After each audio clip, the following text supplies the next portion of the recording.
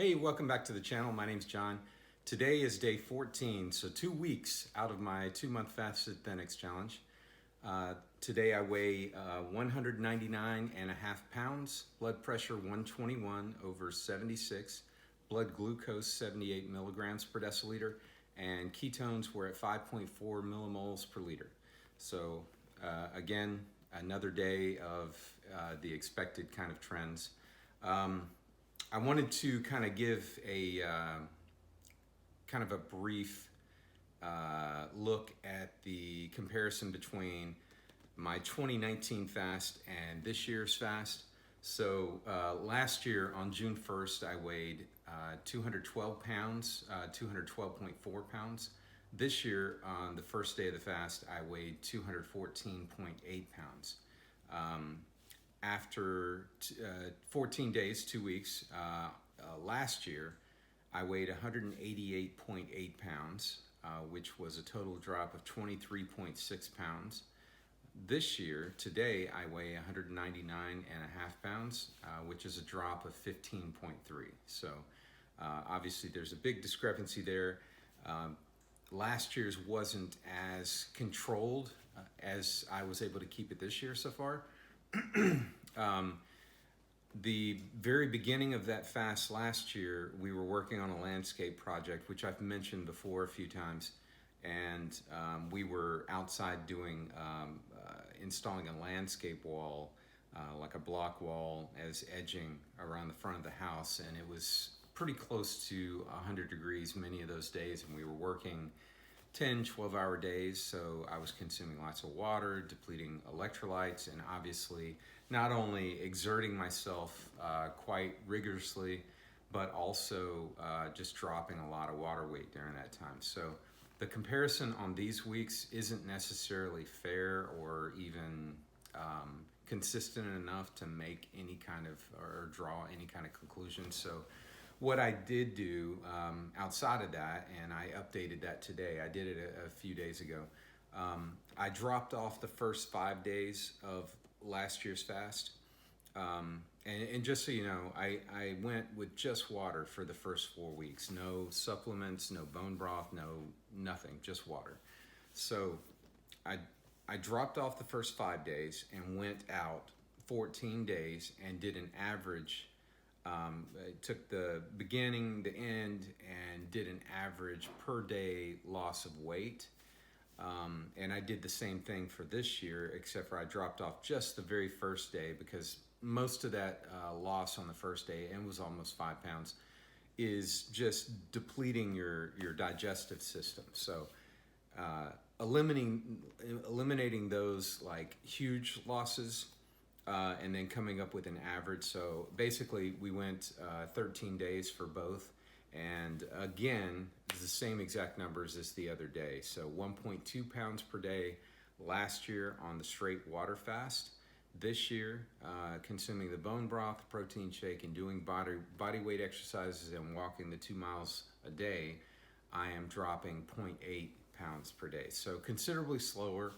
I feel much better than last year. I think I felt a little weaker as things progressed, whereas right now I feel pretty normal. It'd be hard to kind of like, I haven't found any kind of interesting nuggets that I've noticed that I could tell you about that would kind of like indicate a difference between the two. I just feel that last year I began to feel much weaker, and I've mentioned before, one example would be just taking a walk around the neighborhood with my wife. Last year it began to become necessary for me to slow down in order to be able to keep up. This year I'm not doing the outside walks, I'm keeping it on the treadmill so that it's a consistent pace, and I have not noticed any kind of drop off at all. The only negative that I have noticed is that the lunges were hurting my knees. So I stopped doing that a few days ago. I'm gonna begin doing those again tomorrow. So hopefully I've healed up enough so that I can get back on that. But other than that, there have been no changes, and I don't think there's that much. It's not that much activity. We're just doing 10 per leg. So push-ups. When day one this year, push-ups were relatively easy to get the 15 in. I have mentioned before that I have increased kind of the pace of those. So yeah, I'm just trying to get things more consistent. So as I go, I've gotten kind of a consistent pacing as far as like in between the actual reps per exercise, and then also in between each exercise as I progress through those to finish the workout session. So really the only place where I've noticed a difference, pull-ups have gotten a little bit easier, and push-ups have gotten a little bit more difficult. I feel like I'm really feeling the burn on the last couple of push-ups, and I'm doing 15 per session, so that's just 60 per day. So anyway, that's pretty much all I have today. I just wanted to kind of give like an overall recap of everything. I think it's pretty obvious that my blood pressure is pretty normal. Blood sugar is normal, ketones are flying high, and the weight continues to drop. So there's really not much to say other than just, just using this video as a way to document the daily progress, how my face looks as far as weight. And if you're curious about the way my body looks, it's not that I'm shy. I took some video of me standing in front of the sliding glass door, just kind of pinching certain areas so that you can kind of see the amount of extra fuel that I'm storing. And there's also daily pictures that I take, generally first thing in the morning, and I just take those, a frontal picture at a 45 and then a profile picture. So, and I basically just do a general flex. I'm not gonna be like the clickbaity ones where you got somebody just kind of pushing their stomach out just so that there's a huge comparison. I'm not trying to go for that. I want you to see the actual results. And if people have any questions towards the end and you really want to see something in particular, I'll consider it outside of nudity. So I think that's pretty much all I have. I do intend to try and keep these a little shorter.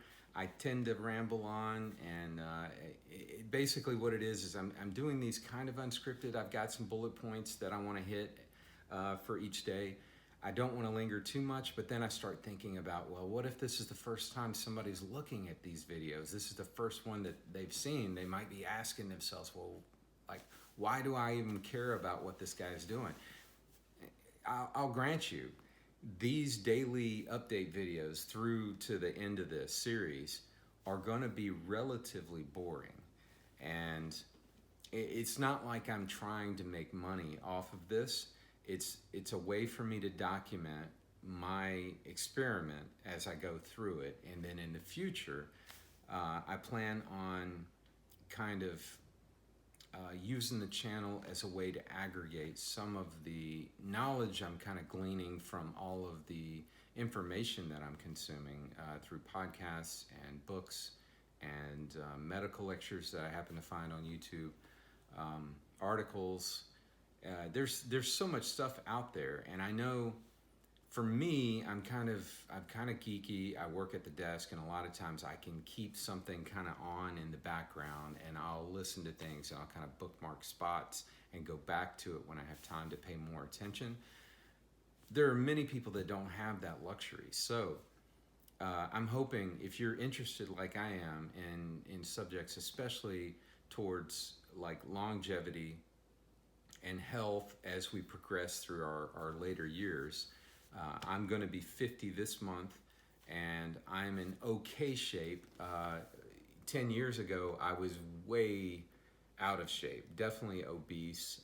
It's arguable as to what weight I was. I need to go and try and research that through previous annual exams with the doctor, but I've got a driver's license picture, which I pinned right at about 10 years, and I'll have to share that with you guys. But it's obvious that I'm carrying a huge amount of weight. So I've done multiple experiments through these last 10 years, and I've made progress. I've learned from different things, and I wish I knew back then what I know now. I wish I had somebody that I could have found that I would have trusted. Hey, this guy is spending a lot of time looking into this stuff. And yes, mind you, I'm not a doctor, I'm not a research expert, but I have kind of built a short list of people like that I trust to aggregate things for me.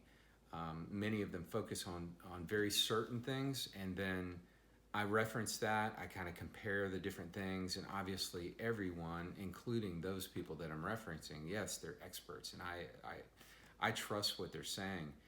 Many of them are doctors, and they reference studies on a regular basis, and their views on things, change in subtle ways through the years, and I've learned from that as well. So I'm trying to kind of aggregate all of that and come up with something that is going to work for me. And everyone knows that we're all a little different as to how we handle different kinds of exercise regimens and what kinds of foods best for us. And we're talking about genetics, where our lineage is from, as far as the area. I've got ancestry in Japan. My father is from Memphis. My wife's family, they're from upstate New York, and that name is, it's kind of a German name, but the family that migrated to that area is French. So like, someone that's from South America, their diet, what's optimal for them would be different than someone from Japan, or maybe to Greece, or to Canada. These places are distinctly different. They have different seasonalities, there's different foods available, and people for thousands of years have consumed certain things, and they have learned over time what works for them, and that kind of compounds over time. And I believe that's a huge indicator of what, you need to know something about that. So kind of got off on a tangent there, but obviously then there's movement, exercise, and there's your food intake, and then kind of a new category that's really kind of ramping up at this point over the last 5 years has been, low carb, paleo, keto, and now fasting, different forms of fasting. You've got time restricted eating, you've got intermittent fasting, and then you've got long fasts. And there's arguments as to what actually technically defines a fast. And many people are gonna, there's gonna be some trolls out there that are gonna call me out and say, well, you're not actually fasting. I beg to disagree. I'm consuming roughly 500 calories in a day. Considering what I'm doing and what I'm consuming, I am only consuming liquids, protein shake, bone broth, and I'm doing these exercises. I'm going to do it for 2 months. If you want to say that that's kind of a cop-out way of approaching a fast, I don't look at it that way. I looked at last year's 4-week water fast. I'm sure I benefited from some autophagy during that period. I don't know how to quantify that. Hopefully at some point there's some way to be able to look at that and be able to look at it over time. But for right now, all I know is I'm listening to these experts, and they say fasting is going to promote autophagy, and autophagy is good for certain things. And I won't get into it now. I know enough to get myself in trouble, but I'm not an expert on it. So in the future, when I make some videos on it, I'll be referencing people that do know what they're talking about. But for now, there's what I did last summer, straight water, definitely was hurting my electrolyte, I guess, composition. When I got the lab results back, all of my electrolytes had dropped tremendously into outside of the normal range, and my HSCRP number shot up, and that's like heart risk, I believe. And so I began consuming bone broth. So I have heard people recommending, if you're going to do a water fast, you need to take care of your electrolytes. Now, one thing I tried last year was an electrolyte powder supplement that I mixed into water, and I found that something about that every time I took, like I was trying to take the daily recommended amount every day, and then bone broth also, and my ankles swole up like a pregnant woman. So then I dialed it back. Eventually I ended up throwing in the towel, and I just stopped using it for a while, and then I kind of titrated it back up to like a quarter of what you're supposed to take in a day. So I don't know what the reasoning was for that, and I won't give out the specific one because obviously these circumstances are kind of extreme. But fasting with no electrolytes, yes, I could have looked that up online and seen that was a bad thing. These ultra marathoners are taking salt tablets and whatnot. I understand all this, but I needed to see it for myself. I wanted to see, what that was like. And I bet you, if I hadn't have done that landscape project at the beginning, and there were a few days in that first month that I actually was jogging on the treadmill, if I hadn't have done those things, and then around week 3, I went and gave blood. If I hadn't have done that, because that was a bad idea as well. If I hadn't done those 3 things, I probably would have been able to make it all the way to the 50-day mark with just water. I'm sure my electrolytes would have dropped, but my argument is that the first 5 days working outside in 100-degree weather, sweating profusely, drinking like 1.5 gallons per day during that time, possibly even more. I was filling up a gallon jug at least once during the day. I'd estimate it was about 1.5 gallons per day. I know I was flushing out electrolytes, more so than normal. And obviously I'm not taking any in during that time. So if I hadn't have done that, I still would have had some reserves. So at some point, I'm probably going to test that again and do a more regimented scientific look at, go into keto, get to a very specific weight. Don't pick a day on the calendar, but pick a specific weight, and then fast for 7 days, water only, and then do the same thing again, keto, get to a specific weight, and then do kind of the regimen that I'm doing now. That way there's a week-to-week comparison. Maybe I'll do 2 weeks, I'm not sure.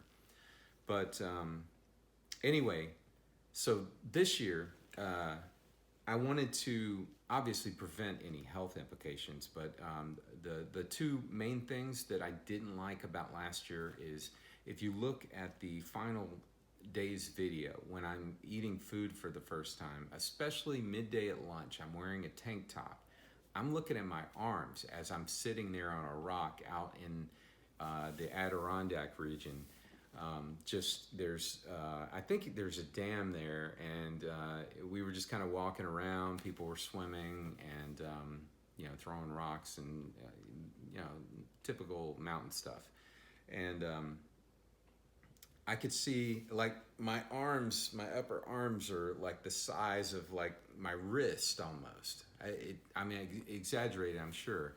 I've got measurements. I take body measurements once a week on Sundays. So I do caliper measurements of the chest up here, my abs, suprailiac, and my upper thigh. And then I also take a tape and I measure my neck, my shoulders, my chest, my right at my belly button, my waist. I do that with it relaxed. I do it with it flexed. And then I do my belt line, I do my hips, and then I measure my calf, my right calf, and then both my forearms and both my biceps. I do that every Sunday so that I can kind of see the progression of where the weight's coming off, that kind of thing. So anyway, again, I find myself rambling quite a bit. So basically, I want to prevent a drop in testosterone. I'm an older guy. It's dropping anyway. So, doing these body weight exercises is usually something that kind of promotes,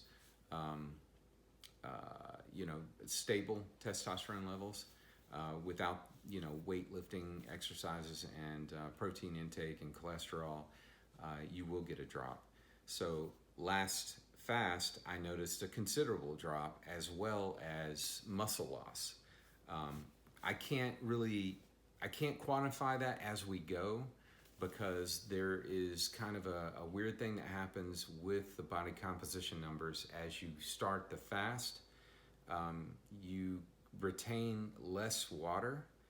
So to look at my body composition numbers at the beginning when I'm still retaining water to the end where I'm not retaining water, that's not really apples for apples. So I'm trying to think of how I'm going to exactly do this.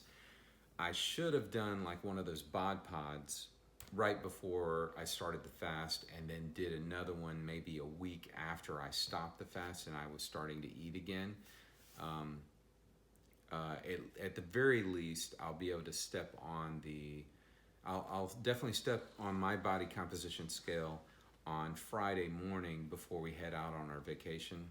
And I'll step on it again when we get back from my vacation. But other than that, I don't think there's going to be an opportunity while on vacation to get to one of those facilities where a bod pod might be available.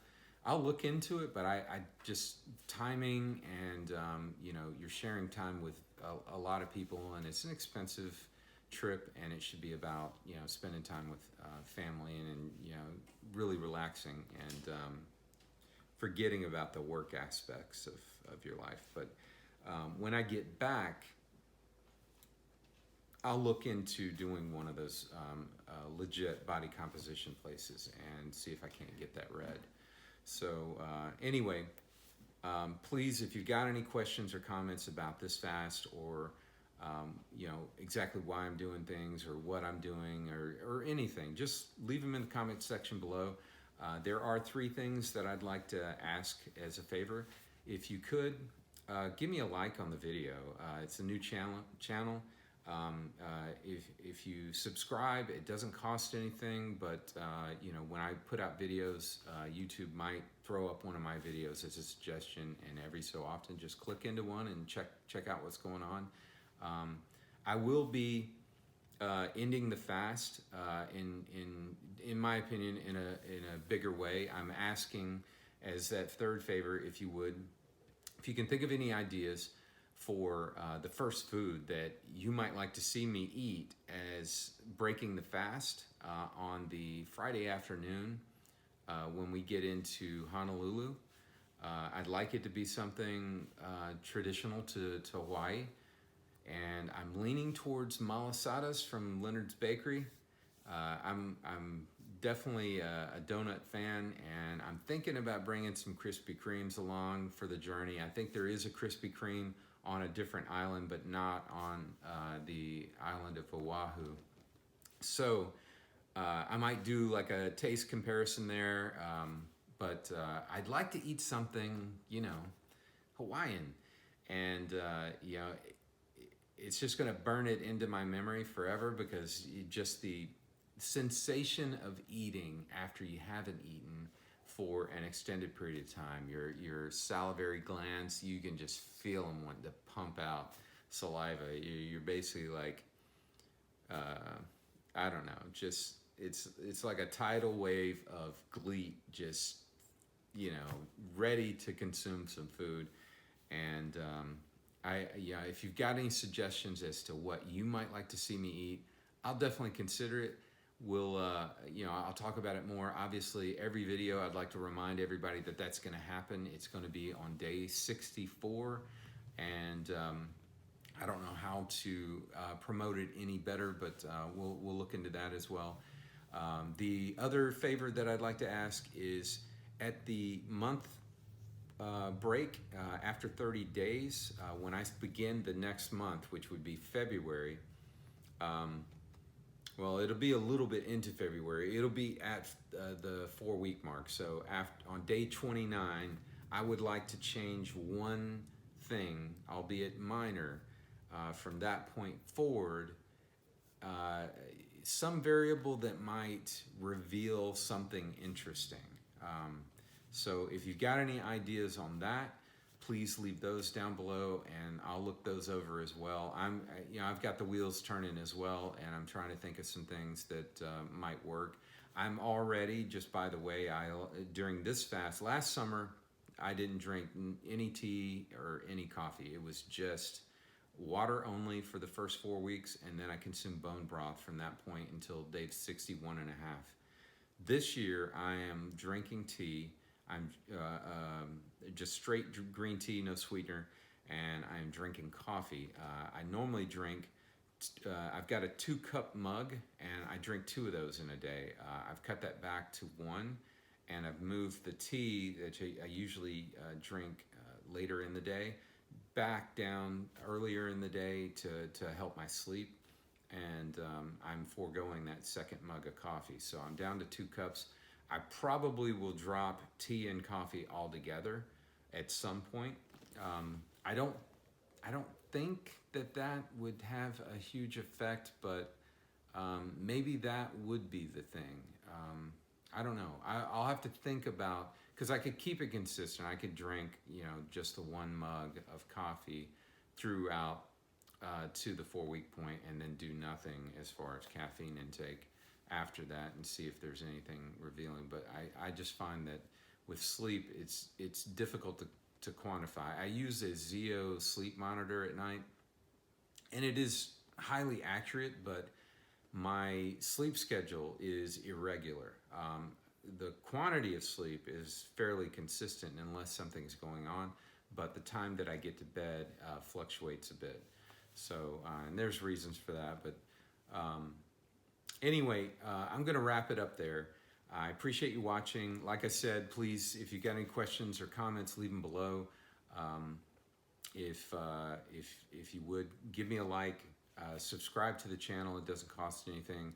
And if you got any ideas for a change in the experiment midway, and if you got any ideas for the first food that I'm going to consume after 64 days, please let me know that as well. So thanks for watching again, and we'll see you in tomorrow's video. Bye.